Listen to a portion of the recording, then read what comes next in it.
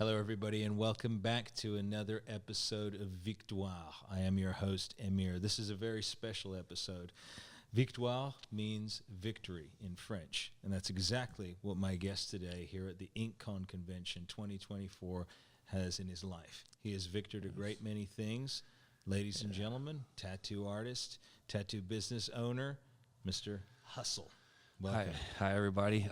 Thank you for having me. I appreciate you talking to me and letting me share my little story that I have. Yeah, he's got quite the story. He caught my attention. Yeah. Quite presentation is everything in terms of tattoos, and you have quite the presentation, Hustle. Oh man, yeah, yeah, I like the bling, because I like I said, we weren't able to have a lot of stuff when growing up, so now that we're able to enjoy some of the perks, I try to, you know what I mean? Yeah.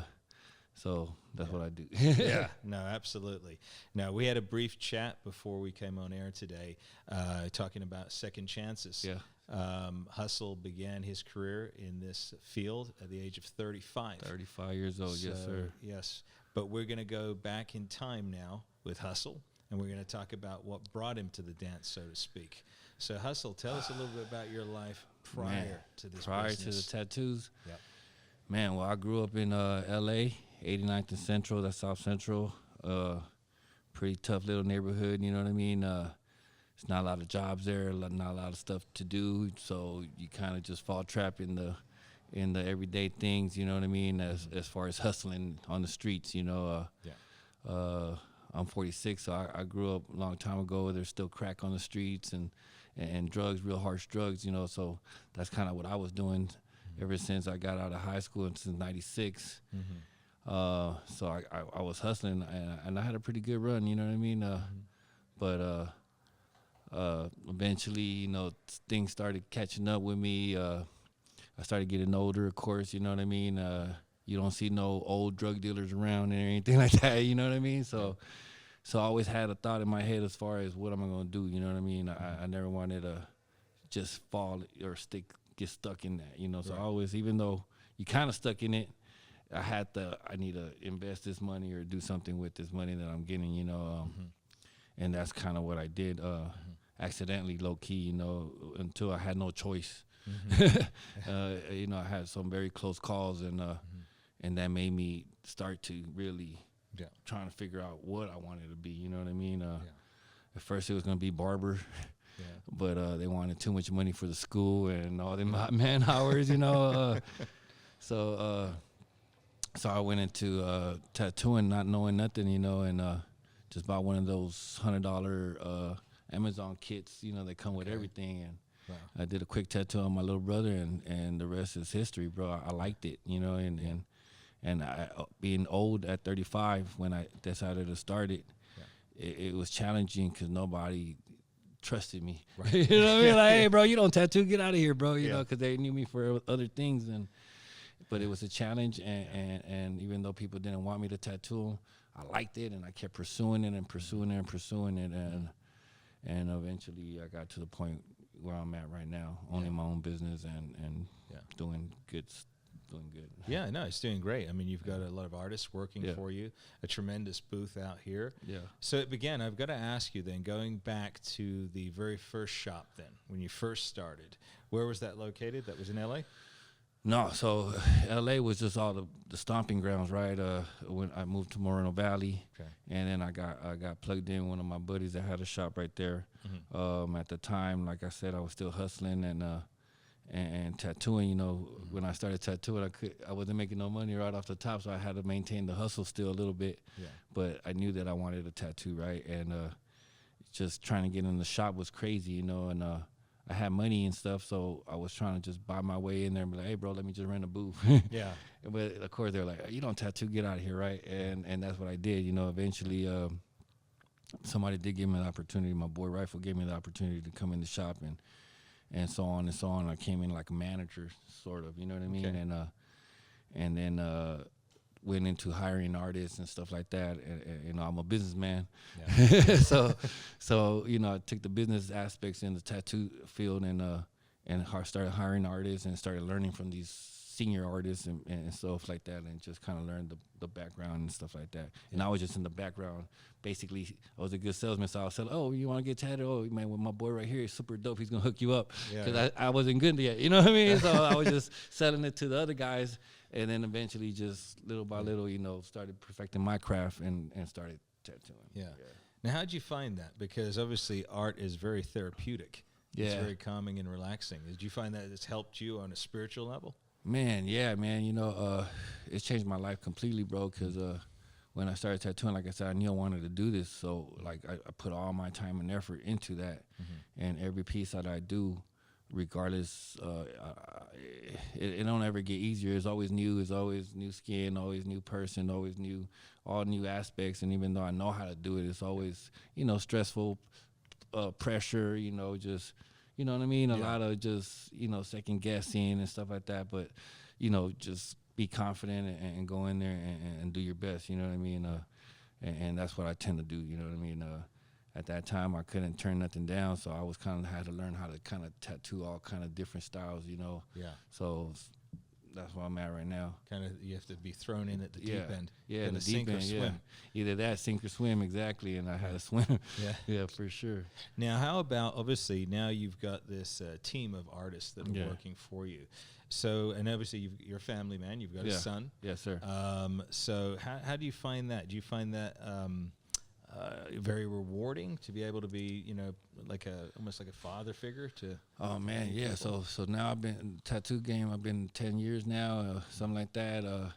My shop, man, I kind of all my artists are homegrown, meaning they all started as apprentices, you know, because at first I just kind of needed help. Yeah. And I just took a lot of apprentices, you know, and little by little, you know, teaching them or sticking with them and getting them to the point where they could tattoo. Makes me I feel like I'm their tío, you know what I mean? Like their uncle, you know, they're all younger than me, of course, me being as old as I am and stuff like that. So it's a bunch of kids in the shop. I think, you know, 24 to, you know, 30 years old. I got an 18-year-old in there, you know what I mean?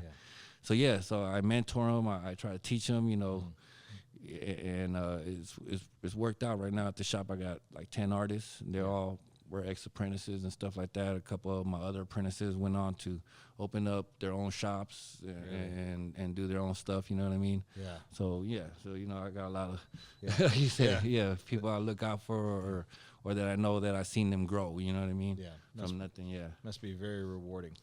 Yeah, for sure. You know, I give a lot of people apprentice chances because, like, I went from one day not tattooing to another day tattooing and taking it serious. So, you know, a lot of people that come in, they don't know what to do, but I try to give them a chance just because, like, if I could turn myself around, they give everybody opportunity to turn themselves around and hope and see where it goes. You know what I mean? So.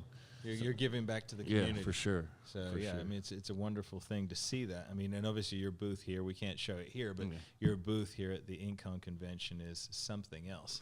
It's very elaborate, very colorful, very inviting. You know, there's a lot of dope artists right here, so I know some of their work is way better than my work, and if I can't send on them like that, I'm gonna send them on with the booth. So, hey, at least, you know, open somebody's eyes, try to get noticed, you know what I mean? Because we are in the business, you know what I mean, of social media and all that, so you gotta stand out some way. You know, if your art can't stand out in one way, you gotta stand out in another way, you know, whether it's small, big, or whatever, you know what I mean? And if you can, why not, you know, because you just gotta reinvest in yourself and your business, and especially when you have like a platform like this convention where dope artists where you know they might not come say something, but they see you, you know what I mean, and eventually the more they see you, eventually they're gonna say something, you know. Absolutely. Now, speaking about second chances, though, yes, sir. You do second chances for tattoos. You do removals and things like that, correct? Or cover-ups? Cover-ups. So, cover-ups, you know, removals in the shop, not yet. You know, you got to be a nurse and all that to do it legit in California right here. So we haven't got there yet, but I do cover-ups, right?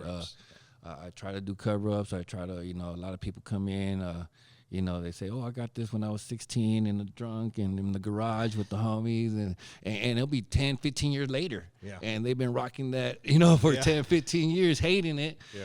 I hate saying no. Sometimes I take this job and I'll be like, man, I should have said no, bro. It's so hard. It's so, what am I gonna put over this? What am I gonna do? You know, and it's so stressful. But I like the challenge, and sometimes when I do this work and it comes out dope, you know, I'm very proud of myself. Of course, the people are very happy that now they could show off their back, or now they don't have to wear that long sleeve, or you know what I mean, stuff like that, and that makes me happy, and stuff like that. And yesterday, you know, it was my second time even entering the competition. I entered for cover up. I got second place in the best cover up, and I'm very appreciative of that, you know, because it was a tough one. It was a tough one. Yeah. But you did well. Yeah. Because we have some tremendous artists here. So yeah, super artists out here. Places. Yeah. It's very, very commendable. Yeah, yeah. So that's how commendable. I try to see it. There's a bunch of dope artists right here, and if I got second place among these guys, I'm good right now. Yeah, I'm good. Yeah. For and sure. what is the store like? So you've got the store in Moreno Valley right now. Where is it located? It's in Moreno Valley, 24705 Alessandro Boulevard. Right there right in Mobile, man. You Google us, Ink House, one word, and we pop up. Show up for sure. Hit me up. Yeah. Are you working 7 days a week there now? Oh yeah, we're open every day, 10 to 10, 7 days a week, man. We have tattoo artists that do all kind of different styles. You know, every style you can imagine, we got somebody in there that can knock that out the park. We're also known for piercings. You know, we do a ton of piercings. We probably got some of the best piercers in the IE, and you know, so we have a lot of selection. I invested a lot of money into that aspect of the shop. You know what I mean? So I'm real proud of that also. What about your son? Is he going to follow in your footsteps? Oh man, my boy, man. Right now I got my man. You know what I mean? I hope, you know, but I would like him to look for other stuff, of course, and if all else don't play out, of course, like he has a spot right there at the shop, and if I can learn that 35, I'm pretty sure he can learn the 18. Very true. Yeah, Yes, he's sir. at a young age. He's got a good mind for it.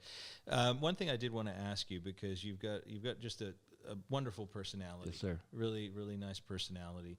You turned your life around. I must ask you. I'm a man of faith. Yes, sir. So I must ask you: is faith? Does that play a factor? Oh yeah, into your man. life? Every day, bro. I'm in church every Sunday for sure. Every Sunday I'm at church. You know what I mean? I struggle with all the temptations and everything in the world, but I'm a totally different person from my back in the days. You know, every day I pray. You know, and stuff like that.